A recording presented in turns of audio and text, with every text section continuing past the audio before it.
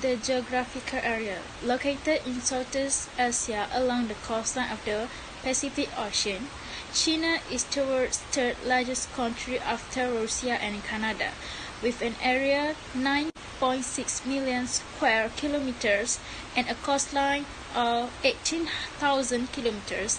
Its shape on the map is like a rooster.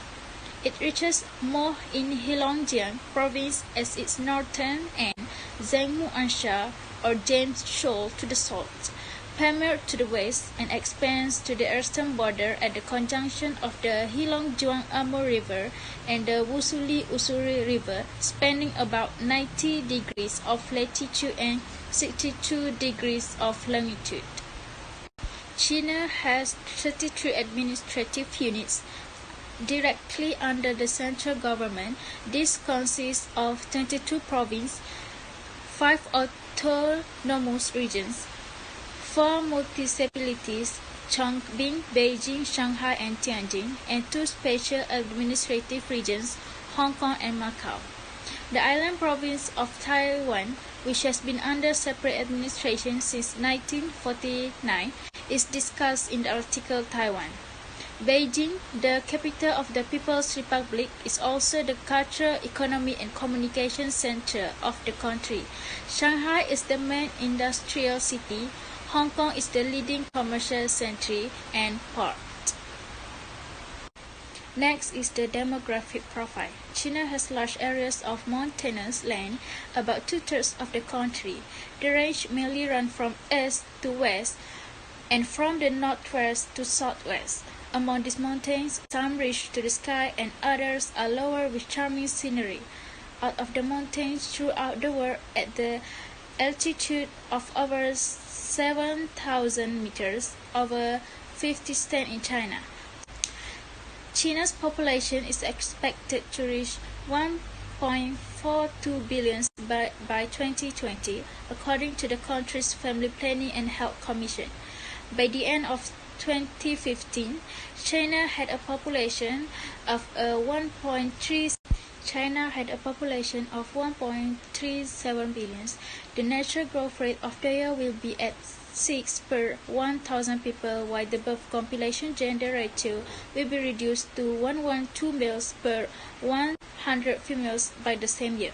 China's goal is to use the population family for the 5th time in the 12th year from 2011 to 2015. The natural population growth rate remained at 5 per 1,000 population, while the male-to-female ratio between newborns fell from 110.94 to 113.51. Assalamualaikum warahmatullahi wabarakatuh. My name is Iylia Syamimi binti Muhammad SHUKRI from 3F. My student ID is 2019-236-398. I would like to talk about inflation in China from 2008 till 2017. Inflation is a common worldwide, complex, comprehensive macroeconomic phenomenon. Its definition in economics also did not achieve consensus. And now the most popular definition is inflation is a process of rising prices or is a process of continued depreciation of the currency value.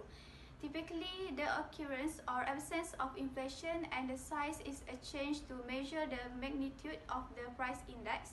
The international community generally uses the Consumer Price Index, growth rate of CPD, to observe whether a particular country or region of inflation. In China, inflation rate for 2008 was 5.9% and 0.73% on 2009. The inflation rate on 2008 is higher than 2009 rate. This is because cost-push inflation, which is price of food and commodity, increase. As a result, the producers has no incentive to produce more goods as cost of production increases. The aggregate supply decreases and causes the price of goods and services to increase.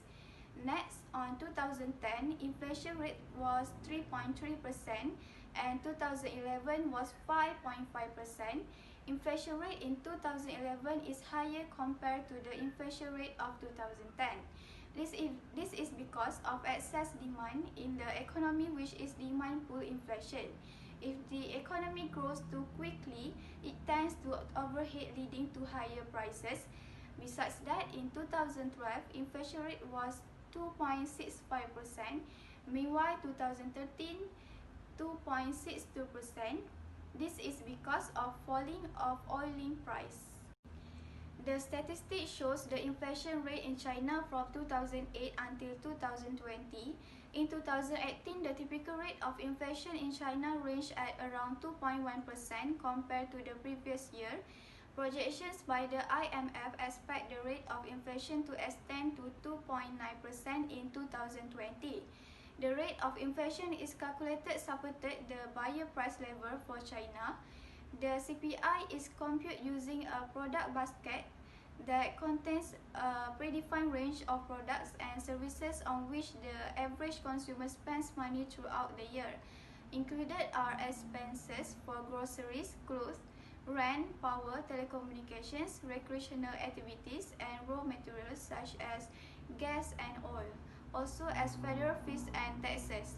The product basket is adjusted every 5 years to reflect changes in consumer preference and has been updated in 2015 for the last time.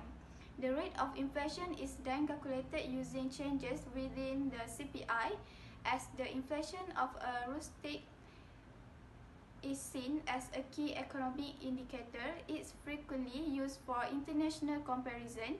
As for China's inflation in comparison among the main industrialized and emerging economies worldwide, China displayed the lowest inflation of emerging countries in 2019. Nevertheless, it still ranged marginally above the inflation rates of established industrialized powerhouses such as the United States or the European Union. According to IMF estimates for 2009, Venezuela is predicted to be the country with the very best rate of inflation, with a consumer increase of about 200,000% compared to 2018. Eritrea is estimated to possess rock bottom increase worldwide, with prices actually decreasing by about 27.6%. China unemployment rate from 2010 until 2019. The China population reached 14,000.05 million people in December 2019. The monthly earning of China stood at 1070.78 USD. According to the IMF projection, the percentage will increase to 3.8% in 2020 because of the impact of COVID-19 pandemic, and drop again to 3.6% in 2021. The unemployment rate has been fairly constant at around 4% over the last few years. The main concern in China's current state of unemployment lies within the massive regional differences. In 2018, the unemployment rate in northeastern of China was notably higher than in China's southern parts. In Beijing, China political and cultural center unemployment ranged at merely 1.4% for 2018. Then the reason of unemployment rate in China. The unemployment rate is the jobless percentage of labor force.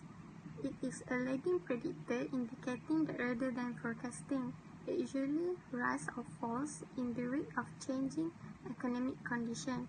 Unemployment rate can be expected to increase when the economy is in bad shape and jobs are scarce. In China, the unemployment rate on 2010 was 4.14%, and in 2011 the rate is 4.09%. This is because China's labor market is still not recovered from the huge layoff that occurred during the late 1990s and early 2000. In 2012, the unemployment rate was 4.14%, same goes to 2013. A total of 13.1 million new jobs were created in the urban area last year, and 5.66 million people were reemployed after losing work, according to the ministry. The Social Security Ministry said that 3.34 million new jobs were created in the first quarter. Assalamualaikum. My name is FARHANN bin Muhammad SYAMSUL HISHAM. My matric number is 2019444122. I will present about the public policies in China. The first one is in-country policy context. The economic reform of China began in 1978, and the country has been effectively transformed from a state plan system to a market-oriented economy. The Chinese GDP has risen from 362.4 billion yuan in 1978 to 3,000 trillion yuan in 2008. After 3 decades of change, in 2008, China's GDP increased by 9%, making it one of the fastest growing economies in the world. Despite the effects of the global financial crisis in China, through an increasing urban private sector, a more market-oriented labor market has arisen over the past 30 years, as state-owned enterprise has downsized. In order to keep pace with the current economic climate, dramatic economic changes in China need a change in job laws and policies. It should be remembered that iron rice bowl jobs scheme was promoted by China's pre-reform socialist economy. The second one is dimension of quality of employment. Compensation and benefits were determined and given by the state before the reforms. Compensation and benefits law were mandated by the modern market-oriented economy and the privatization of most Chinese industries. For now, government policies have concentrated on the safety of jobs, so that equal working hours can be reasonably paid to meet the basic needs of workers. Although equal distribution of compensation and benefit has been assumed to be problematic among male and female employees in China. Assalamualaikum, my name is NAZRAN bin AZHARI. So for the next point is China urban-rural distinction and migrant workers. By 2008, approximately 225 million migrant workers had migrated to urban centers in search of jobs from rural regions in China. The recent decades, China's rapid economic growth has been fueled in part by those under-educated, low-wage migrant workers who have flocked to the city to create jobs. Unfortunately, as a result of the country's household registration schemes, China's long-standing urban-rural distinction has in many respects made life difficult for rural to urban migrant workers. The next point is implication for quality of employment. In general, rules, regulation, vigorous policy making, and window dressing about the standard of job have never been lacking in China. In almost every aspect of economic life, there is deeply ingrained history of government involvement and participation. However, the problem in China is policy execution.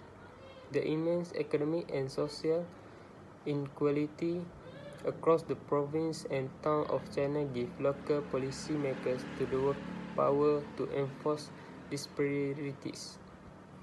The importance of protecting workers may be overshadowed by local interest in attracting investors, and it may be seen as unrealistic to strictly follow labor protection laws and policy in some areas or industry. In the meantime, if employer in China, especially domestic employer or manufacturing industry employers, do not see the importance and necessity of quality job and do not have the incentive to implement new policy, law and regulation, the worker-employer relationship will not really improve. A contractive labor partnership depends on employers' appreciation and increased knowledge of quality workers, a policy that would lead to the financial performance of employers. Lastly, in the context of the economic and social growth of China, quality jobs still focus at relative basic level on the safety of worker. Of the 8 dimensions followed in many others economically developed countries, only 4 dimensions of quality jobs have been covered in China. This may be due to a labor surplus or due to a different history of labor work culture or China's economic environment. That's all from me. Thank you. Then I will continue with the policies to control the problem of inflation and unemployment in China. The policies that to control the inflation is through a monetary policy which consists of the management of money supply and interest rate that aim toward meeting macroeconomic objectives. As example, controlling inflation, consumption, growth and liquidity. Then China need to moderate its inflation growth through tighter monetary policy. Also can take the step to reduce the regional and sectoral imbalance in the economy. Thus, the economy can be improved properly and can control the unemployment from the original and prevent problems such as rapid growth of total unemployment. The second one, reducing the money supply, also that consists directly and indirectly reduce the cash supply by enacting the policies. For example, that includes calling in debt, which is owed to the government, and increasing the interest paid. Then the latter policy raised the rate of exchange of the currency due to higher demand and successively. Therefore, both of that can reduce the quantity of cash in circulation. Next, the policy to control the problem of unemployment, which can be used social security policy. For example, the Chinese government has taken various measures and activities to explore the possibilities for the establishment. In the midst, an employment insurance system was established in China to supply the relief of unemployment and medical subsidies. The other policy of unemployment is by improving the public employment service system and fostering and developing the labor market. For example, the Chinese government actively foster and develop the labor market, also has gradually established the enterprises status as the major employers and the labor status as the major labor supplies. Thus, for laid off, they provide free jobs employment service agencies.